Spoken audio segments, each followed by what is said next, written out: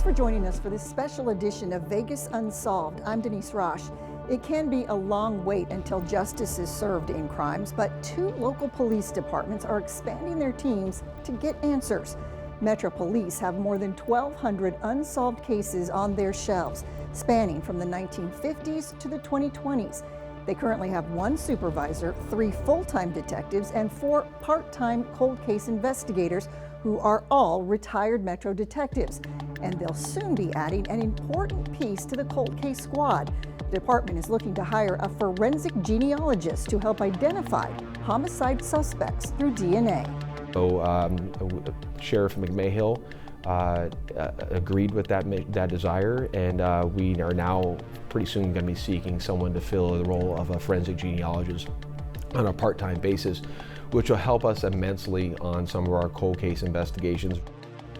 And right now, Metro goes through Texas-based lab Othram when it comes to genealogy testing. Lieutenant Jason Johansson says this expansion will help them solve cold cases more effectively. Meanwhile, the Henderson Police Department recently launched its first cold case unit. The team was formed this March. There is 1 full-time detective on the unit and 5 volunteers. The team has already solved a 21-year-old case. Police arrested Ricky Lee Trader for the murder of Teresa Romano. Detective Joseph Ebert says it's about getting justice for the families. When you do solve a case like this and you get the opportunity to speak with the family of the victims, they're extremely happy that some closure has come to their, to their mom or dad or sister or brother, aunt and uncle, whoever it is that was murdered. They get some closure and they don't have to think about it every single day. And with more and more advancements in solving crimes, we started to look back into some major cold cases right here in Southern Nevada. Arguably, one of the most notable unsolved crimes is the story of a man's body found in a barrel at Lake Mead. He was shot in the head and thrown in the water as much as 50 years ago. As we show you tonight, the Clark County coroner continues working to identify that victim. You can see the brand name of the shoe that is on there is Trax. They are clues in a disturbing mystery. The clothing found on the skeletal remains of a man found stuffed in a barrel and sent to the bottom of Lake Mead. A shirt, pants, shoes, and a Timex watch. Ordinary artifacts from a crime that is anything but. We are very lucky that the condition of the clothing and the condition of the remains were in the state that they were. Clark County Coroner Melanie Rouse says the hope is someone will recognize these items as something a missing relative may have worn, opening a new line of investigation in the case. A size 2X idle time button-down shirt, a pair of jeans with a 46-inch waist, indicators the man in the barrel may have had a larger frame, but it's not conclusive. You can't always think that is a known given factor because people sometimes don't wear the correct size clothing, especially when sometimes they are a higher risk population. The victim was found at Hemingway Harbor at Lake Mead May 1st of 2022. Receding water levels revealing the barrel that may have been dumped in the late 1970s or early 80s. While DNA has been recovered, so far the man's name has not. So we could have the best investigation ever with the most solid information, but if we don't have anything to compare it to and there's not a profile already created for that individual for us to do a comparison, then we can't make an ID. The lake itself is a bit different than it was 2 years ago. Water levels, always fluctuating, are now up about 10 feet from where they were in 2022. So while the shoreline is always changing, the secrets of what happened here are still untold. And I feel like at some point there's going to be a breakthrough. Jeff Schumacher is vice president of exhibits and programs for the Mob Museum, who says speculation that this was an organized crime hit has merit, from the timing of the murder to manner. We believe they were shot in the back of the head. To the disposal itself. Schumacher says this was the mob's MO during the 70s. It's almost a carbon copy of what happened to a mobster named Johnny Roselli. Johnny Roselli, who had Las Vegas connections, ended up being murdered in Florida, and then he was put in a barrel and dumped in the bay outside of Miami. and that barrel ultimately bobbed to the surface and they found him in there. That happened in 1976. Information about the case is listed on NamUs, a national website that compiles information on unidentified remains as well as missing or unclaimed persons. The Hemingway Harbor case includes a composite sketch, along with these details: not recognizable, near complete or complete skeleton, age of deceased 27 to 61 years old. And that DNA sample also listed on a national database, ready for comparison. Does it have to be a close relative, or can it be like a second cousin removed? DNA will match. That makes it a lot more challenging. Ideally, you want to have someone that is along the same kinship. So ideally, if you have a decedent that is female, you would look for someone with female DNA that could be similarly attributed to. Obviously, first blood relatives are going to be the best markers for that. So typically you want to look for parents and siblings. It does get a little bit more difficult when you move down the lineage. As for Schumacher, he believes eventually the man in the barrel will be identified. Finding out who committed the murder, he says, is another story.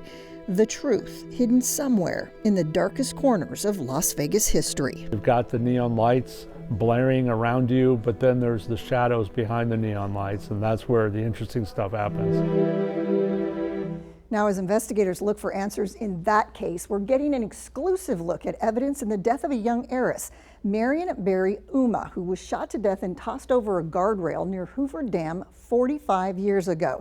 Tonight, we show you the evidence in this multi-million-dollar mystery. I mean, no one can believe this could happen to someone like her.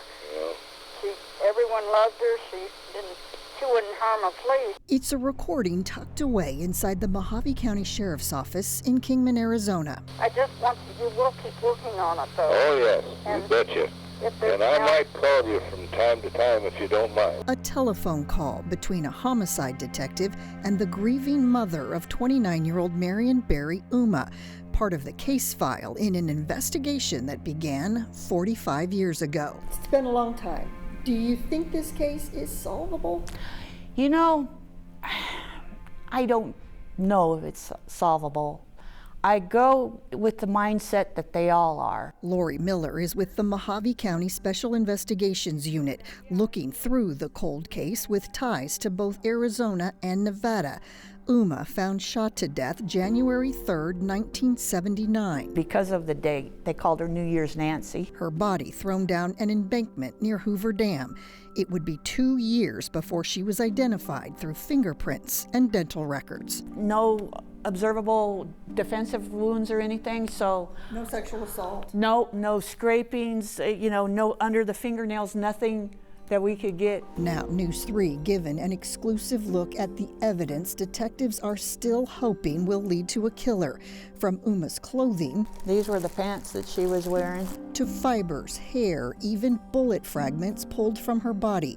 Investigators back then collecting everything they could. A rock that was probably down there with her body that had blood on it. Marion Berry Ouma was originally from Dayton, Ohio, the granddaughter of Lauren Berry, founder of the Yellow Pages, who left Ouma $40 million when he passed away in 1980, not knowing by then Ouma was already dead. Do you think her family's wealth played a role in this at all? I do not, and nor does her mother. Miller says before her death, Ouma had been married and living in Africa, but her husband was never a suspect. When the marriage fell apart, Ouma eventually moved to Las Vegas, renting an apartment in late 1978 not far from the Strip. That building has since been torn down, a Metro Police substation built in its place. The manager of that long-gone property, one of the few people in Las Vegas to admit ever seeing Marion Ouma. And here's her rental agreement. That manager providing police this handwritten document where Ouma listed her marital status as separated. Under employment, she wrote none. Nobody really knows, as far as the family is concerned, what drew her to Las Vegas. What is known? Less than 2 months after arriving in Las Vegas, Ouma was dead in Arizona. A powder blue Chevy Blazer or Ford Bronco, mid-1970s, with a CB antenna similar to these, spotted near the site where her body was dumped. Miller still believes that vehicle description could be one of her best clues. I think she was in that vehicle when she was killed. She was shot once, front to back. The round entered into her stomach area, went out the back, and then when she leaned over or bent over because of the shot, there was one shot to the top of her head. Ouma's hands were also covered in animal hair, possibly from a dog or cat. Today, access to this part of the dam is different. I-11 redirecting most of the traffic away from these winding roads. But the steep incline is still here, and Miller says it is impossible not to take this young woman's death personally. And that's the sad part, because no matter who she was related to, how much money she was going to inherit, she was still a daughter. And as for that recorded phone call, And if you ever want me to come out there, I really want to, if there's anything I can do. both Ouma's mom and the former lead detective have since passed away, leaving only the evidence and the next investigator up to fit the pieces of this jigsaw puzzle together. I won't stop until, I can't dig any deeper. Miller says there is no evidence Ouma became involved in drugs, prostitution, or anything criminal during her short time in Las Vegas. But she does believe our city holds the answers to what happened. If you know anything about her murder, contact Mojave County Special Investigations at 928-753-0753. This is one of those that everybody feels. A 7-year-old girl should not be just gone. Still ahead on Vegas Unsolved, what happened to 7-year-old Carla Rodriguez? Could a private investigator be the key to solving this cold case? Plus, getting justice in unsolved crimes, the efforts from a local nonprofit to find answers for the families of victims.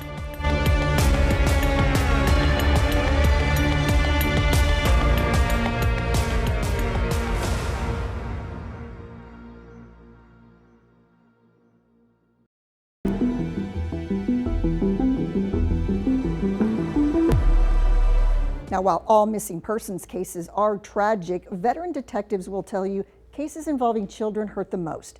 And Carla Rodriguez is one of those innocent victims, snatched from her family without a trace. But all these years later, the search goes on. Pero be careful. 1999, in a neighborhood, a little girl goes missing. We have the hope and we feel that she's still alive. Well, this is the only missing child case I've ever had. It's a case that's been scrutinized for 25 years. It can happen right in our own backyard. The disappearance of 7-year-old Carla Rodriguez, last seen near her home at St. Louis and 8th Street, October 20th, 1999. A little girl known for her independence, walking the 7 blocks to school at John S. Park Elementary. She had a bit of free reign, but then she just goes missing. Cold case investigator Dan Long with Metro Police. And it doesn't get reported for at least 24 hours because they think she's at a friend's house. Long says in the days that followed, the search was exhaustive. Hundreds of officers and volunteers working the phones and combing the surrounding neighborhood. The case even featured on the Montel Williams show 5 months after Carla vanished. I want to see my daughter. I cannot leave. I cannot take it. And there were leads. We ended up in the desert several times looking for sites where either evidence could be found or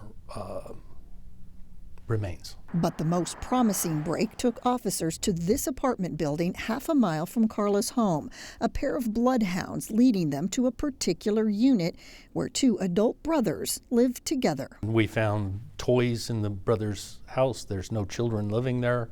They found blood on the toilet tank closest to the bathtub where the dogs took, 2 different dogs did 3 different searches, and they took us back to that apartment each time. And it's on Santa Paula.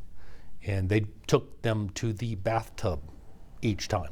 Long says, unfortunately, a strong cleaning agent had been used in the bathroom, and scientists were unable to extract DNA.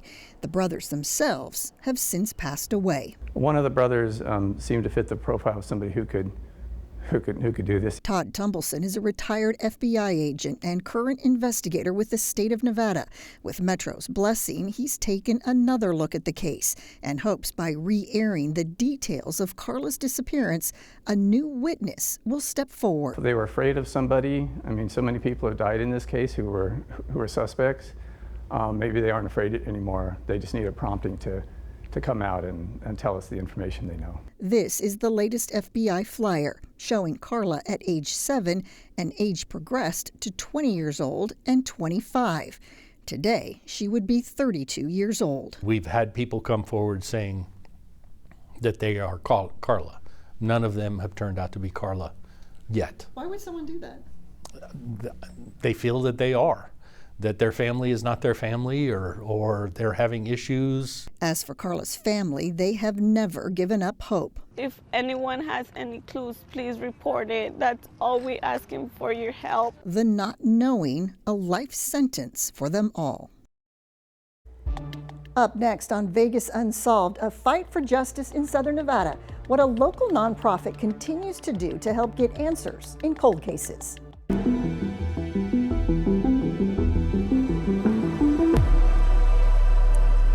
Unsolved homicides are some of the most difficult cases to crack.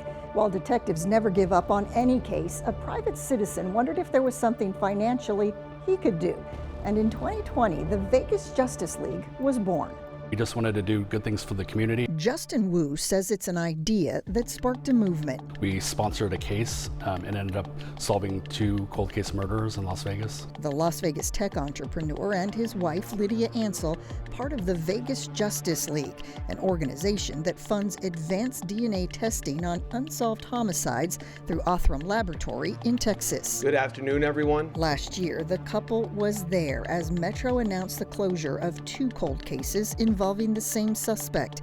DNA linking Eddie George Snowden Jr. to the murders of Pearl Wilson Ingram and Lorianne Pereira.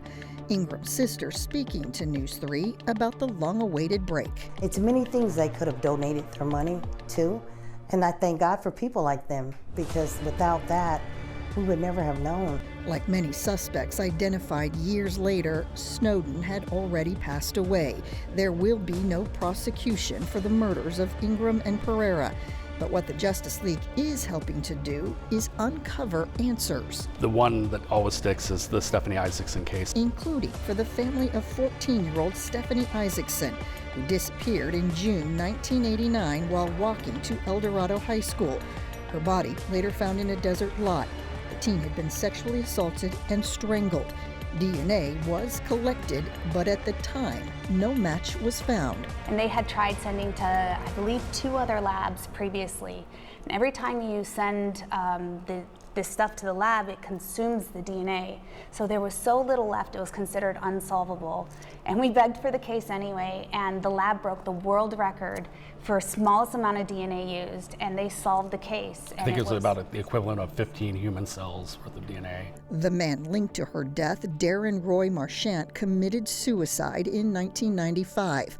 Michael Vogan with Othram Labs says DNA technology continues to evolve. It's very exciting.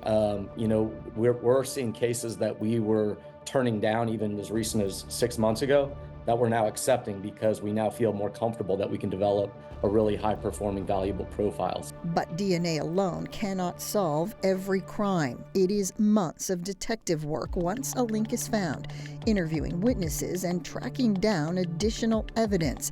But Lieutenant Jason Johansson with Metro Police says the partnership with the Vegas Justice League is incredibly important. I can't think of a time they've told us no. They are a huge component of our cold case mission, and without them we would not have been nearly as successful as we are. Each case submitted to Othram Inc. now costs about $7,500. Members of the Vegas Justice League put up their own money, but as a 501c nonprofit, they also take donations. If you would like to help, just go to the League's website. And remember, if you have any information on any cold case, call Crime Stoppers at 702-385-5555 or the investigating agency.